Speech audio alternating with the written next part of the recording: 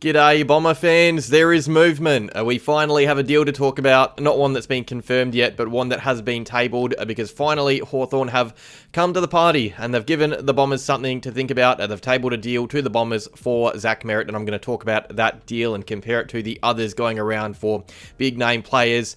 Let's get right into it. Before we get right into the deal and what it involves, let's just quickly recap what's gone on because it's been a big day, and this is why me taking the next couple of days off work was a genius decision because I've been on an absolute roller coaster this morning. So it started off with news from Sam Edmund and Tim Watson and other big names that the Merrett deal was looking unlikely. The trade was looking dead. And then about an hour later, we get more news and details from the meeting with Merrett and the club, which took place yesterday. And there was confirmation that Merrett had requested a trade pretty much to the Hawthorn, and that was shut down by the Bombers. Tom Petrora gave the club some trade scenarios, put forward some potential deals to test the waters, and the club turned them all down. They weren't happy with them.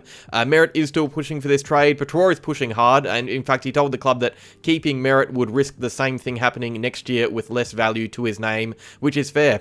You've also, by the way, got news that Merrett was communicating with Sam Mitchell, Hawthorn coach. He was telling him that he still really wants him at the club. So, yep, you've got Hawthorn still all in on Merrett. They don't really have a plan B, it seems. Right now, it looks like it is Merrett or bust, and that is why we have seen a trade tabled, despite the Bombers continuing to say they won't budge and accept an offer. I still think if an offer is good enough, it will be accepted, but for optics' sake, it would look shocking if the club was to go as hard as they have against trading him only to do it. So, as I've said, this trade would need to benefit the Bombers more than the Hawks for that to be the case. The Bombers would have to be winning out of this trade, and I just don't see that happening. But as we know now, there is a starting point. Hawthorn have tabled the first official offer for Zach Merrett, and it is a lot better than I thought it would be. First offers are usually lower than what the clubs can have in their arsenal, but this does feel like it is a lot for the Hawks already. So let's look at it. So Tom Morris reported this about 20 minutes ago at the time of recording, that Hawthorn offered Essendon a deal straight for Zach Merrett, nothing going back to the Hawks aside from Merrett. So we would give Hawthorn our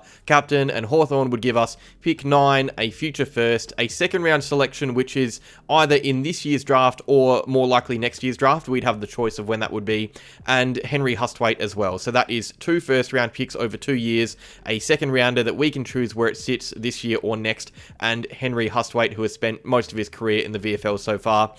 Now, that's a lot better than just the 2 first rounders, which is what I thought the Hawks would start with. This is a lot for Hawthorn to be giving up. It would mean that they don't have any first round picks for the next 2 drafts, which would make it the 3rd consecutive draft with a late entry. They traded out of last year too.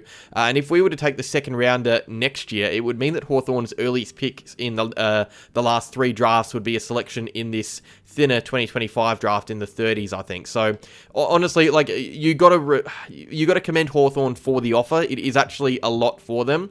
3 picks, a player. Unfortunately, though, it's not a lot for the Bombers. I just don't think this is going to cut it. I think the Bombers will say no to this. We can give the Hawks a little clap, but when you actually think about this deal, it looks good on paper. First round picks always look good. Pick 9's good. But that's the centerpiece, but we don't really need it. That'd be our 3rd highest pick in this year's draft. We've already got good picks this year anyway, and with minimal list spots, we don't really need many more, especially while we want to trade up into the teens again with those picks in the 20s. And yes, we do want capital for next year. Next year looks like a good draft. But if Merrett goes to Hawthorn, they're probably going to be up in the top 4 range, which would, balloon that first round pick probably closer to the 20 mark. And then the second round would be near the 40s. As for Henry Hustwaite, I do like him. I've liked him since his draft year. I've got receipts saying that I think he'll be a good player, but it's not really enough to make me think about accepting this deal if I'm Matt Rosa. Hustwaite on his own is probably worth a late 2nd, early 3rd rounder. So if you're looking at this in terms of value, you've got pick 9, pick 20 probably next year, then 2 picks in the 40 range. That's just not good enough. Unfortunately for Hawthorn, they don't have any draft capital to really entice us with picks. I would like pick 9 and a future first to be involved in any trade. They're not dud picks, but in this trade, those are both the centerpieces and the main crux of it, and they're just not good enough to consider trading Merrett for. The only thing that would change this trade for me a bit is if Hawthorn were willing to part ways with a better player than Henry Hustwaite, Cam McKenzie, Josh Ward, a good age midfielder, but they've they've said they don't want to do that, and now it is far too late for the club to even think about that anyway, because, you know, you'd have to have a medical and everything with those players, and you'd actually have to convince them to leave. So, yeah, I guess that's just kind of the difference with Hawthorn and Sydney right now. I'll talk about the Sydney Curnow deal in a second and what they offered and how it compares to this, but they're actually willing to offer first-team players to get that trade done. Hawthorn are throwing late first-rounders and a VFL star at us. There is no way the board will tick that off. Like, realistically, we are in a hard rebuild, and we want to be getting the best young talent in through the doors if Merrett was to leave. That is the only thing that would make this trade okay, if we get a lot from it. And these picks don't really give us a chance to do that on top of what we already have. So, nah, this trade won't cut it. I don't think it's too far away from fair value. If there was another team's first rounder in there, maybe North's future first or something like that, I reckon the club would give it a second look. But, you know, this is what I mean when I say Hawthorn just don't have enough to offer up to the Bombers to get it done, because I think this is a lot for them. This is, you know, 2 drafts, trading out of 2 drafts for, but it's just not a lot for us. There will need to be a third club involved if this is going to happen, or the Hawks just need to offer up better players. And again, the issue is, and this is why Hawthorn waiting this long was strange, because if they do get tempted to offer players, it's a bit too late. You know, there's 1 day left. Let's say we convince them to put Cam Mackenzie on the table. We got to convince Cam Mackenzie by tomorrow to come to Essendon. The Bombers would need to, talk to him, give him a medical, all while negotiating other deals as well. It just wouldn't. I struggle to see them throwing any other big players out there. But the good news is they are finally tabling offers. And as we know, with negotiating tactics, you start far away from what you're willing to offer. That isn't Hawthorn's one and only deal for the Bombers. That is just the starting point. So I would expect they've got something else planned up their sleeve. Now, just quickly after I finished yapping then, and before we look at the other deals that have been tabled for other star players in this trade period, it looks like the Bombers have rejected that offer. Cal Toomey has come out and said, what has he said here? He has said that I've lost the tweet. I'm sorry, guys. He has said Hawthorn's lodged offer to Essendon is through. Essendon remaining resolute on Zach Merrett. Our position has not changed, said a club spokesperson. So the Bombers have rejected that trade, which is fair enough. And I like the idea. I like the fact that they aren't coming out with counter offers. The reason why they're doing this is to get the best possible offer from Hawthorn. If we give a counter offer, you're just giving the Hawks room to, negotiate on top of what our asking price is. If you don't give an asking price, you're forcing the Hawks to really, or force their own hand to try and get something that we can't refuse. And that's what the Bombers are doing here. And unfortunately, Hawthorn, at the moment, just don't have enough to get it done. All right, let's have a look at other tabled deals going around right now. So I look at Zach Merrett and Charlie Curnow, who are in pretty similar situations.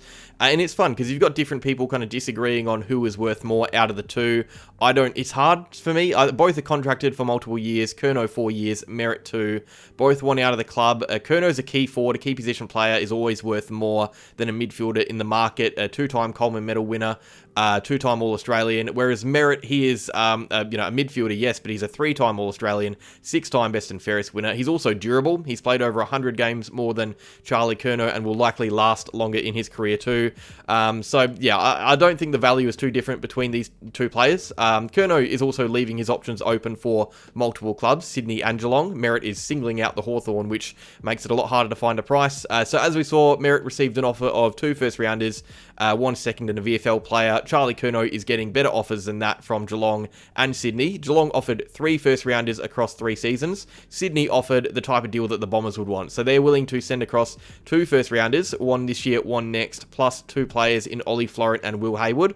Both those players are closing in on 200 games for next season. Mature players, one of them is a first-team player, Will Hayward. Ollie Florent has lost his place in the team a little bit, but I mean, that's still, he's a better player. Henry Husthwaite's played 10 games. Ollie Florent's played over 180. Those 2 teams there are showing Hawthorn how to start negotiations. And yes, there is a bidding war with them, so you're going to be, having higher offers first, but it doesn't really matter too much with Merrett being contracted. Like, it's not like the Bombers are waiting to choose a team who comes to the table with a big offer. We just want something big enough to justify letting our best player go. And if Curnow, a player who's battled injury, battled form a bit this year, if they're willing to give up 2 first-rounders and 2 mature players, 1 best 23 player for him, Hawthorn should be looking at doing something similar, and unfortunately, they haven't yet. Another one I look at is Christian Petrarca. So, no players being swung back the other way. It looks like Bailey Humphrey was being talked about. Gold Coast don't want to let him go. This is a player who tried to move last year, trying to move again this year. Gold Coast are keen, and it's looking like the trade could revolve around picks 7 and 8, which is much better than, pick 9 this year and, probably pick 15 to 20 next year. So, yeah, I think right now the Bombers, it's tough. You know, they're getting Petrarca, Curnow, they're getting better offers than we are for Merrett. And I don't know if it's biased, but I think the Bombers have more value with Merrett than those clubs with Curnow and Petrarca. Not saying Merrett is a better player, but for the Bombers, the drop-off between Merrett and the next best player is significant, which to me raises his value in a trade for the club, and that is why the board would need to tick it off. But yeah, it looks like it is some way away still. You know, I think the easiest way to improve this offer is by throwing in other clubs' first rounders instead of Hawthorn's if they can get their hand on it, and maybe give us more capital going forward. You know, maybe 2027, but I just don't see the Hawks ruining 4 consecutive drafts before Tassie enter. That would be a really bold call for a club who have to contend with Brisbane for a flag, a team who is getting loads and loads better after their back-to-back win. Yeah, it doesn't look like there's much more news before I go, so I guess I'll leave you with that. I might be back again later tonight. Lots going on. How good is this? How good is the trade period? You know, stuff is actually happening. There's been a week of absolute nothing, and now in the last 2 days, maybe they should just make the trade period 2 days. Maybe that's the best way to get the most out of it. But yeah, cheers for watching, Bomber fans. Let me know what you think of the proposed deal from Hawthorn for Merrett in the comments below. Like if you enjoyed, subscribe if you're new, and go Bombers.